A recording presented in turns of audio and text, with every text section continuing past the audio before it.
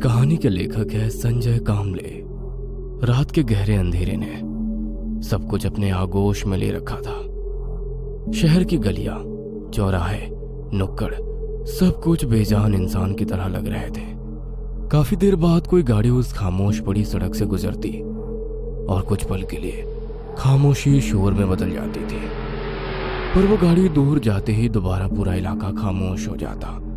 सड़क के किनारे लगे बिजली के खंभों पर लगे लाइट के बल्ब से कुछ हद तक इलाका रोशन हो रहा था। ऐसे ही दूर से आती एक टैक्सी धीरे धीरे आगे बढ़ रही थी। धीमी आवाज में कार के भीतर गाने बज रहे थे। पीछे बैठी लड़की झपकियां ले रही थी तो आगे टैक्सी चलाने वाला लड़का गानों की धुन में खोया हुआ था। आसमान भी बिल्कुल साफ था और ये सवारी छोड़कर उसे दोबारा कॉल सेंटर के लिए जाना था। सब टाइमिंग सेट कर रखा था। उस सुनसान सड़क से गुजरते हुए टैक्सी चौराहे के पास आकर रुक गई। कुछ देर तक टैक्सी में कोई हलचल होती नजर नहीं आ रही थी। ये समझ में नहीं आ रहा था कि वो टैक्सी रास्ता भूल चुकी है या टैक्सी खराब हो गई है। कुछ पल गुजरने के बाद टैक्सी का अगला दरवाजा खुला और 25-30 साल का एक जवान लड़का बाहर निकला। बाहर निकलते ही उसने दरवाजा वापस बंद कर दिया और आगे आते हुए गाड़ी का बोनट खोला। इसका मतलब गाड़ी में कुछ तो खराबी थी। उस लड़के की नजरें उस सुनसान सड़क के ऊपर गई और वो अपने आप से बुदबुदाया, यार इस टैक्सी को भी अभी इस सड़क पर खराब होना था, वो भी आधी रात में। इतना कहकर वो टैक्सी का इंजन देखने लगा। 10 मिनट गुजर गए। टैक्सी शुरू करने में वो नाकाम हो चुका था। तभी टैक्सी का पिछला दरवाजा खुला और एक 20-22 साल की खूबसूरत लड़की बाहर निकली। सामने जाकर देखा तो वो लड़का इंजन में कुछ कर रहा था। भैया क्या हुआ? वही देख रहा हूँ। और कितनी देर लगेगी? कुछ कह नहीं सकता मैम, शायद आपको दूसरी टैक्सी करनी पड़ेगी। दूसरी टैक्सी? इतनी रात को? वो लड़की परेशान हो गई। आप चिंता मत कीजिए, मैं आपके लिए दूसरी टैक्सी का इंतजाम करता हूँ। इतना कहकर उसने अपनी जेब से मोबाइल निकाला और कॉल लगाने लगा। काफी देर मशक्कत करने के बाद भी किसी भी गाड़ी का इंतजाम ना हो सका। रात के 2 बजने को थे। लड़की भी काफी परेशान हो चुकी थी। भैया मुझे अब यहाँ से कुछ ही दूर जाना है, मैं चली जाऊंगी। अरे नहीं मैडम, आप मेरी जिम्मेदारी है, आपको अकेले नहीं जाने दे सकता, मैं भी आपके साथ चलता हूँ। गाड़ी का बोनट वैसे ही रखकर वो दोनों फ्लैट की तरफ चलने लगे। तनख्वाह कम है इसलिए। वैसे आप कौन सा जॉब करती हैं? मैं कॉल सेंटर में काम करती थी। करती थी मतलब? कुछ दिन पहले कार एक्सीडेंट हो गया और मेरी जॉब छूट गई। मतलब आपको बेड रेस्ट दी होगी, इसलिए ज्यादा छुट्टियां लेने की वजह से आपको नौकरी से निकाला होगा। वैसे एक्सीडेंट इसी रोड पर हुआ था या किसी और जगह? इसी सड़क पर हुआ था। उस लड़की की बात सुनकर लड़के ने कहा, आप तो बड़ी किस्मत वाली है। वो क्यों? जहाँ तक मेरी जानकारी है, जितने भी एक्सीडेंट इस रोड पर हो गए हैं वो लोग बचे नहीं। आप बच गई इसलिए खुशकिस्मत है।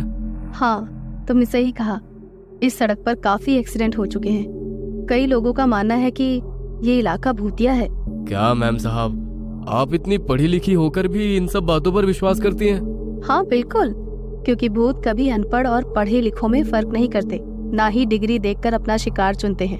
जिनको मारना होता है वो उनको अपना शिकार बना ही लेते हैं। क्या मैम साहब, एक तो आधी रात गुजर चुकी है, उसमें ये सुनसान इलाका। आप कुछ अच्छी बातें कीजिए ना। क्या ये एक्सीडेंट और भूतों के बारे में बोल रही हैं? उस लड़की की घबराहट देखकर वो लड़की गंभीरता से बोली, क्यों, तुम्हें डर लग रहा है क्या? डरो मत, हमारा डर वो भांप लेते हैं और फिर क्या? फिर वो आत्मा अपना रंग दिखाना शुरू करती है। तब जो कुछ होता है उस डर को वही समझ सकता है जिसने ऐसे डरावने लम्हों का सामना अपनी जिंदगी में किया हो। लगता है आपने ये सब काफी नजदीक से देखा है। मेरे उस एक्सीडेंट के बाद मैंने काफी कुछ देखा है। वैसे तुम देखना चाहोगे? मैं इन सब पर यकीन नहीं करता, ये सब इंसानी दिमाग की उपज है। उस लड़की की बात सुनकर लड़की ने थोड़ा मुस्कुराकर कहा, सही कहा तुमने, ये सब इंसानी दिमाग की उपज है। वैसे क्या तुम भगवान पर यकीन करते हो? हाँ करता हूँ, भगवान शिव पर अटूट विश्वास है। उस लड़की ने दोबारा मुस्कुराकर कहा, क्या बात है, मतलब शिवजी का एक भक्त शिवजी के दूसरे भक्तों का अस्तित्व ही नहीं मान रहा? मतलब मैं कुछ समझा नहीं। समझ के करोगे भी क्या? दोनों चलते हुए एक पुरानी अपार्टमेंट के करीब पहुंचे। खंडहर बनी उस अपार्टमेंट को देखकर ही डर लग रहा था। वो थोड़ा परेशान हो गया। आप इस अपार्टमेंट में रहती हैं? ये तो शहर की काफी बदनाम और डरावनी जगह में से एक है। कहीं कत्ले इस इलाके में हुए हैं? मैं यहाँ नहीं, इस अपार्टमेंट के पीछे वाले अपार्टमेंट में रहती हूँ। इतना कहकर उसने उस लड़के की तरफ देखा और बगैर कुछ बोले चलने लगी। दोनों चुपचाप खामोशी से चलते रहे।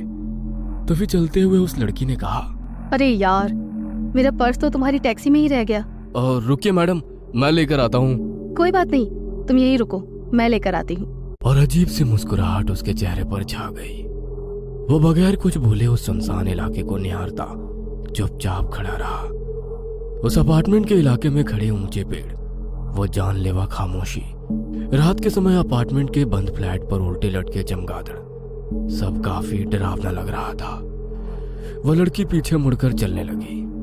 वो उसी को ही देख रहा था। रात के अंधेरे में उसका इस तरह रुकना उसे काफी अजीब लग रहा था। चलते चलते कुछ कदम जाकर वो एकदम से रुक गई। वो थोड़ा परेशान हो गया।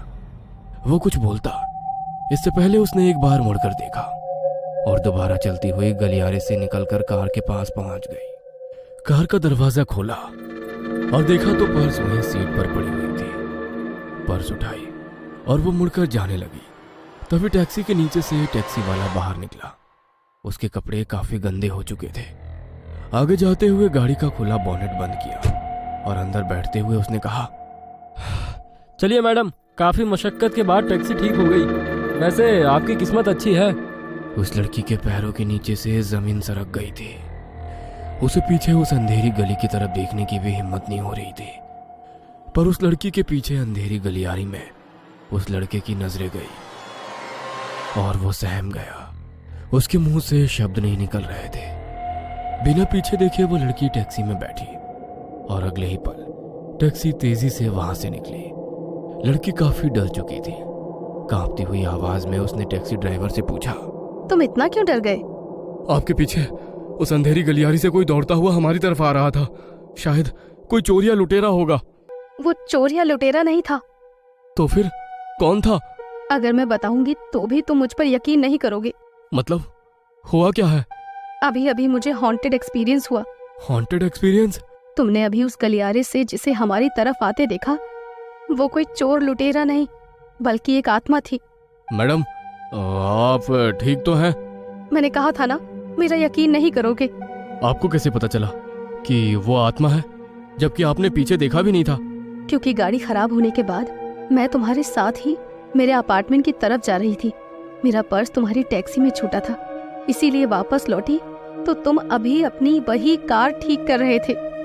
तुम्हें देख मैं हैरान रह गई, पर जब तुमने किसी के दौड़ कर आने का जिक्र किया तो मैं समझ गई कि बात कुछ और है। इतना कहकर उस लड़की ने पीछे झांक कर देखा तो सड़क पर एक इंसानी आकृति खड़ी नजर आ रही थी। ड्राइवर के सिर के पास लगे शीशे में देखकर बोली, सच कहूं तो उस दिन हुए एक्सीडेंट में भी मैं बाल बाल बची थी और आज भी मैं बाल बाल बची हूँ। और पीछे की सीट पर आराम से बैठ गई। तभी उस लड़के ने कहा, मतलब तुम्हें अभी भी लगता है कि उस दिन की तरह तुम आज भी बचोगी? और गाड़ी की रफ्तार तेज करते हुए एक डरावनी मुस्कुराहट उस लड़के के चेहरे पर छा गई।